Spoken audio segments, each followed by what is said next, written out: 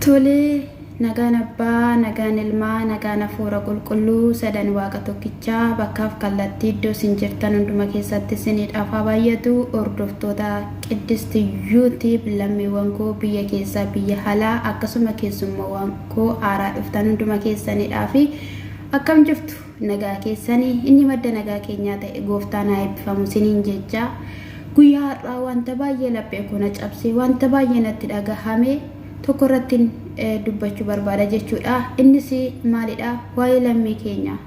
Waa'ee lammii keenya akka hoolaa hulee qabatanii karaarra oofanii dhalli namaa sibiila baatee dhala namaa karaarra oofuu irratti dubbachuun barbaada jechuudha. Haadholii waggaa 80, abbootii waggaa 80 mataa lammaffaa kan baasan yeroo karaarra hari'an baay'ee namatti dhagahama. Baay'ee mana kan hin jedhamne dhugaa dubbachuudhaaf baay'ee keessi kun nama daa'e keenya kun yoomi dhalataa yoomi kanaara galfannu biyya keenya keessatti aara galtiin qabnu biyya ormaa keessatti aara galtiin qabnu maali dhalaata kan keenya dhugaa dubbachuudhaaf baay'ee dhuma tokko natti dhagahama baay'ee dhuma tokko keessa koonatu qaammanuma kan hin jedhamne dhugaa dubbachuudhaaf taanaan jechuudha. Yoom aara galfannaa laata yoom boqonnaa yeroon kun ayyoliin keenya abbootiin keenya yeroo isaan xooramuu qabanidha yeroo isaan itti ilaalamuu qabanidha malee yeroo baanii karaarra kaatan hin turre karaarra kaachifaman hin turre. Yaa warra dhala namaa karaarra kaachiftanii yaa warra dhala namaa akka ani waan hin dubbadhu nama dhugaa dubbachuudhaaf taanaan jechuudha. Akka caakkaa muranii maasii baasanii gootanii mummurtanii dhala namaa karaa irratti kukuffistanii dhiiga namaa akka tasaa dhangalaasaa jirtanii sinitti faradama dhugaadha sinitti faradama sin qaama waaqayyootidha kan ajjeesaa jirtan qaama waaqayyootidha kan faradaa jirtan qaama waaqayyootidha nuti qaama waaqayyootidha waaqatu nu uume. Lubbuu keenya harka namaa irratti miti kan ba'uu qabu ture harka waaqaa irratti guyyaan nu dhumete guyyaa gara isaatti deemuu qabnudha malee kan ba'uu qabnu nuti harka sibiilaatiin harka seexanaatiin akka dhumnu miti. Warri seexan isinitti fayyadamee lubbuu namaa tasabaasaa jirtan itti gaafatamtu dhugaan siniin jedhe itti gaafatamuun keessaniin oolu sinteessanii biddeena nyaattu sinteessanii garaa keessan guuttachuudhaaf jettanii dhiiga namaa akkatti yeroo dhangalaastan baay'ee namatti dhagahama. Ammana kan hin jedhamne warri yeroo akkattiin dhalli namaa godaatti kufu dhalli namaa godaatti dhiigni isaa dhangala'u dhala namaa godaatti bineensi nyaatu dhala namaa godaatti kufee yeroo hargan yeroo tisinni turu warri gammadan jiru ergamtoonni jawwee ergamtoonni bofaa kan ta'an ergamtoonni seexanaa du'a namaatti du'a akka maleetti kan gammadu seexanaadha. Dhugaa ani baay'ee natti dhagahame baqa baay'ee ammana kan hin jedhamne. Dudda isaanii qabatanii yeroo karaarra kaatan saambeelii baatanii yeroo karaarra kaatan ilmoo isaanii baatanii yeroo karaarratti kaatan garaatti baatanii yeroo karaarra kaatan gufuu baattee dhala ishee kan guddistu jira kiboota funaantee gurgurtee kan dhala isheetiidhaaf qixxaa tokko laattu jira. Maaliif hin ilaalle? Maaliif hin ilaalle? Maaliif bitanna seexanaaf? Maaliif dabarsinee wallaan? Ammam jiraanna lafa kanarra? Akka abbootii keenya kaleessaa umurii quufnee darbina siditti fakkaatiin. Umurii quufnee nuti hin darbinu hojiin keenya nu quufsiisu. Harka keenyarra dhiigatu jira dhiiga dhalootaa jira. Hin quufnutu umurii dhugaan siniin jedhe. Ani hin beeku isa waggaa 80 fi 70 iyyuu amma jiraannu jechuudha.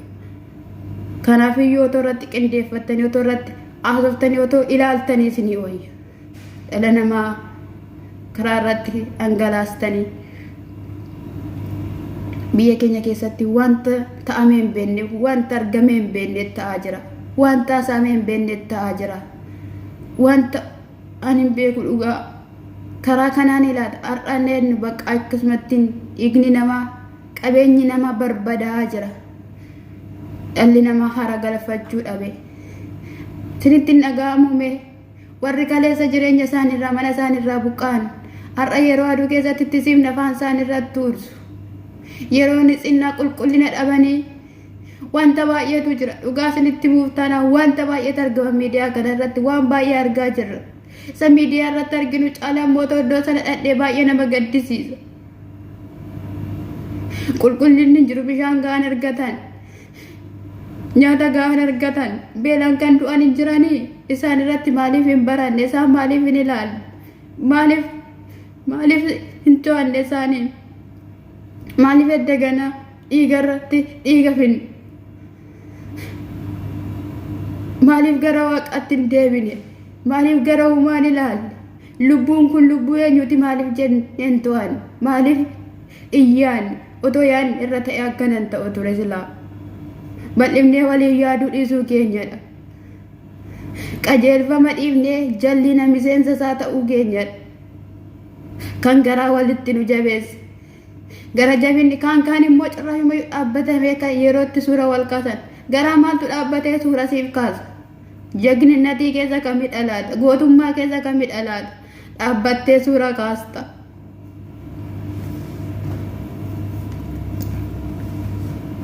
si gaafata waaqayyo waliin seentu yaashi lubbuu dhala namaatti faradde yaasa lubbuu dhala namaatti faradde wal seensisu waaqayyo ati soonuma duuta kana sirra jira siin jedha waan harki kee balleesse hundumayyuu waaqayyo si gaafata maqaa isaaniitiin maqaa waan ati hojjette sanaatiin waaqayyo galmeeffatee qaba guyyaa ati gara gooftichaa deemtu sana kanatu jira olina seentu gara karaa dhugichaatti ati jireenya hin qabdu siin jedha si gaafata waaqayyo sitti farada waaqayyo akka dhaabbattee dhalootatti faradde akka ati har'a humna qaba jettee dhalootaan kuffiste haadholiin kuffiste maaxanii dhaloota baay'ee jiidhaa ture goggossite waaqayyo gaaf sana si goggossa sitti farada waaqayyo waan cal jedha sinitti fakkaachuu danda'a calin jedhu waaqayyo gaafa kamiyyuu hin dubbata gaaf kamiyyuu gooftaan calin jedhu gaaf kamiyyuu maaliif jenna waan dhaloota kana gara lafa kanatti fide waan beekuuf jechuudha kanaafiyyuu in farada in dubbata in ilaalajji waaqayyo in argaddoo kamiyyuu warri lubbuu namaa baastan warri dhiiga namaa dhangalaastan kan keessanis siniif hin oolu siniif hin hafu harka namarratti siniifuu danda'a sin akkasittidhaan lubbuun keessan darbuu dhiisuu danda'a garuu harka waaqayyoo keessatti hin gubattu malee sinis darbitanii jannatatti waliin galtan maaliif jennaan hojii keetu madaalama waan ta'eef waan ati hojjattee darbite sana waan ati gootee darbite sanatu ilaalama waan ta'eef sinittaa mul'atu boo'ichi harmee boo'ichi abbee boo'ichi cuuciiwwan lafaa baatu waggaa 2 nguutiin waggaa 1 nguutiin haadharraa buchukaa kan jirtan irraa ajjeesaa kan jirtan firdii du'aa biyya lafaa kanarratti faradaa kan jirtan firdii jallinaa firdii badiisaa kan labsitan gooftaan